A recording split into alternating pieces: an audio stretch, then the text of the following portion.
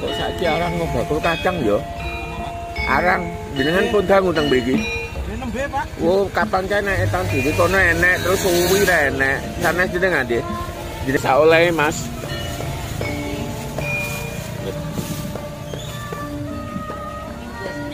Piro?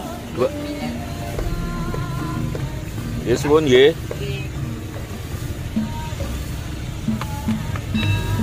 Mlebu YouTube, Mas. Channel MT Spasi Thohir.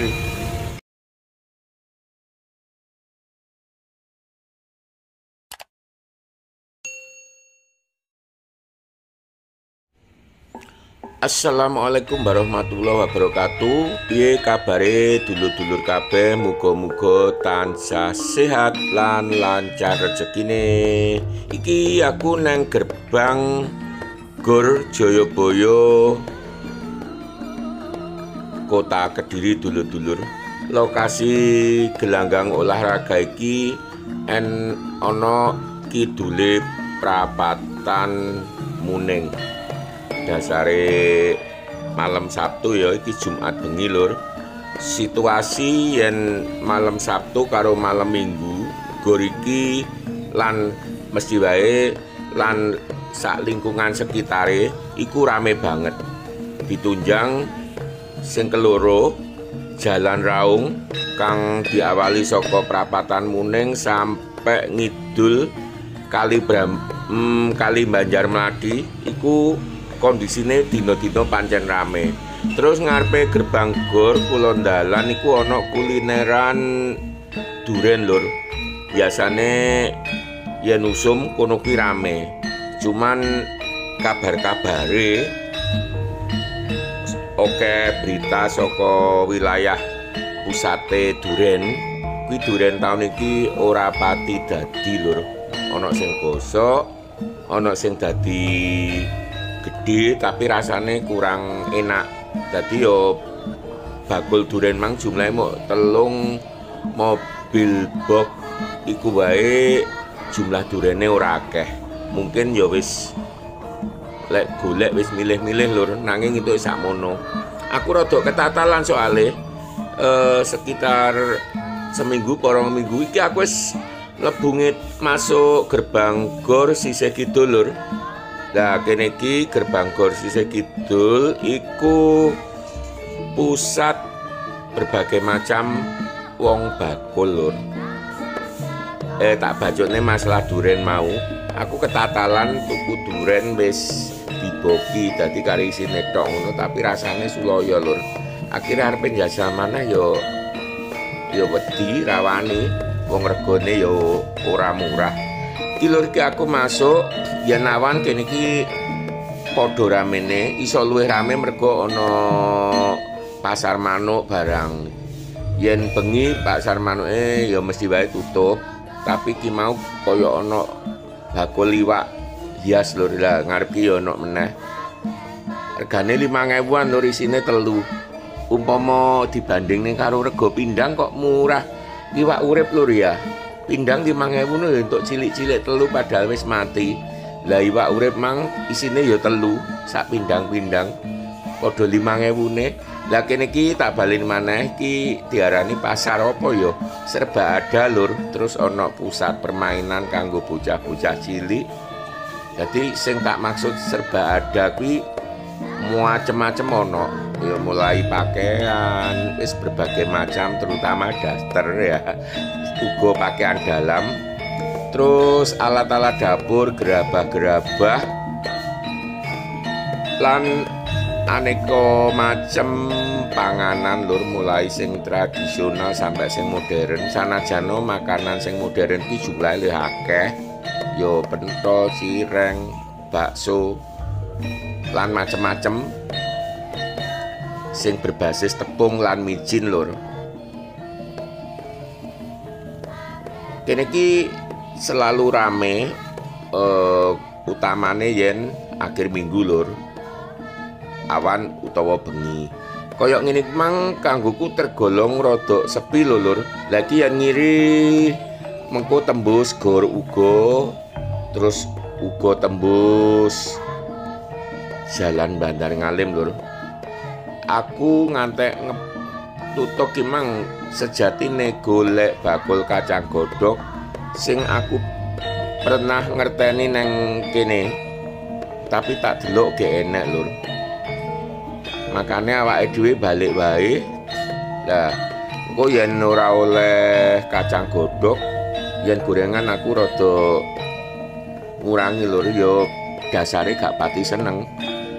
Ya paling ora oleh buah mbuh jeruk, apa buah naga, apa liyane lur. Bakul buah akeh enek 5 utawa 6 titik lur, mulai etan sampai kulon. Awak dhewe mlebu mlaku ngetan, saiki balik mlaku ngulon. Ya akeh lur, bakul buah, bakul sayur. Ya macam-macam buahe. Lengkap. Apa sing usum ya mesti ana. Lah terus yang kedua ya nenek warung kopi langgananku, bakul sego tumpang pecel. Aku pengen ngopi jane tapi tak delok ge enek. Aku wis pirang-pirang dina lur, enek ping 3 apa ping 4 liwat kene bakule tutup terus. Bakul sego tumpang pecel sing enek kopine kuwi lho. Oke, berarti yen tuku buah kuwi sing paling lengkap menurutku sing cedhak Jalan Raung. Cedhake awake dhewe gerbang masuk lur.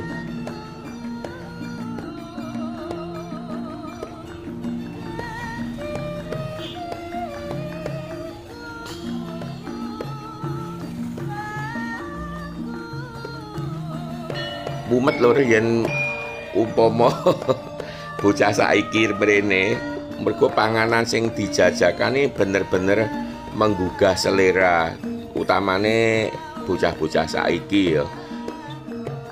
Lagi enek kacang lur. Pinten masak anune? Seperempat 8.000 seperempat ae.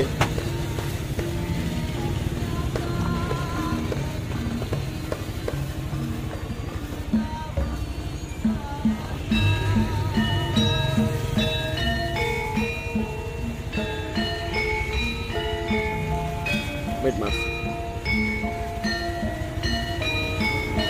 Nggih suwun nggih.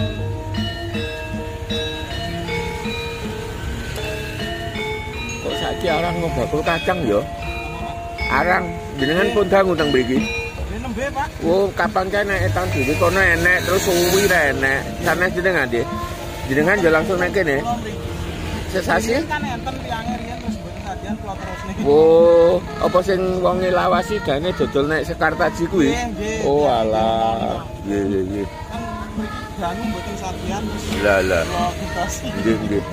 Yo sing gak seneng, sing seneng memang wong gak akeh tapi kan goleki ngono mesti. Nggih suwun Mas nggih.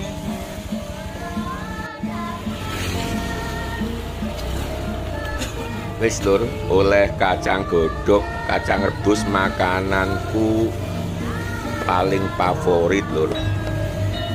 Kita tuku apa ki? Biasane ngarep kono kene bakul tisu lur.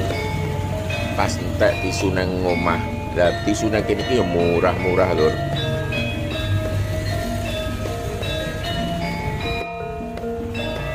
Sing ngonti si pironan Mas?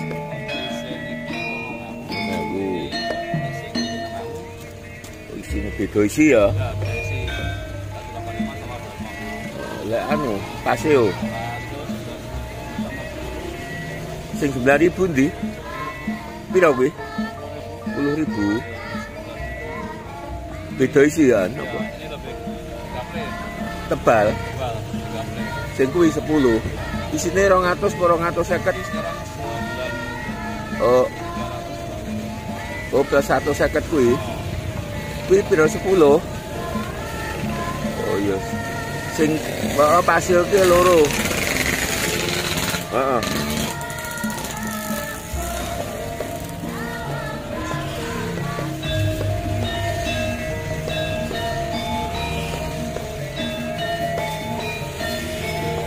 Rp20 nggih. Suwun.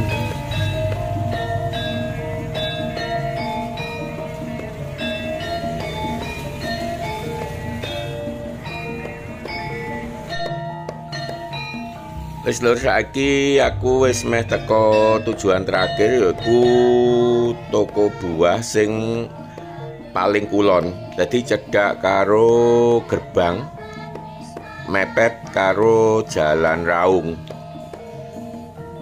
Kelurahan Banjarmladi, Kecamatan Mojoroto, Kota Kediri. Ya kini ki nawar rame banget lur. Yes, bakulane meh podo, cuman ketambahan apa kuwi bakul-bakul manuk nek ngarep kono sisih tengen lur. Dadi adep-adepan karo toko buah. Lah kulon kuwi buahe paling lengkap. Terus yo biasanya paling seger dibanding liyane mau. Terus regane yo podo murahe lur. Ya seneng goreng-gorengan kene iki pusate lur. Cedek etane toko buah. Lah wis teko lur. Saiki ayo golek opo. Biasanya aku ra target yo ana jeruk-jeruk, buah naga. Ayo didelok enak opo ae. Mas lengkenge gak enak, Mas. Lengkeng. Oh, sosong. Di jeruk santang lur.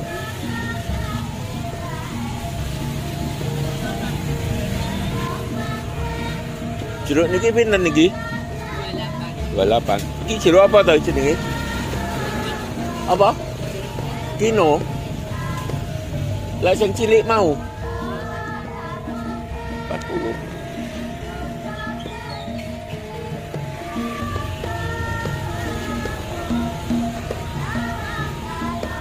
Mas ki Mas, tolong Mas. Saiki lho. Sik yo Kak. Saya tak milih.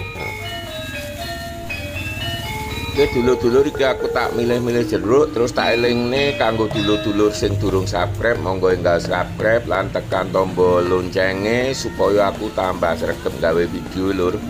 Sawetara video bakal tak akhiri sakmene dhisik. Wassalam. Wis Mas oleh Mas.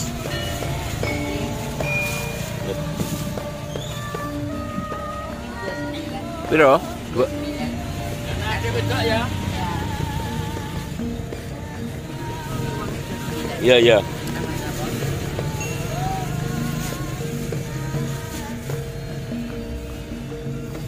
Met.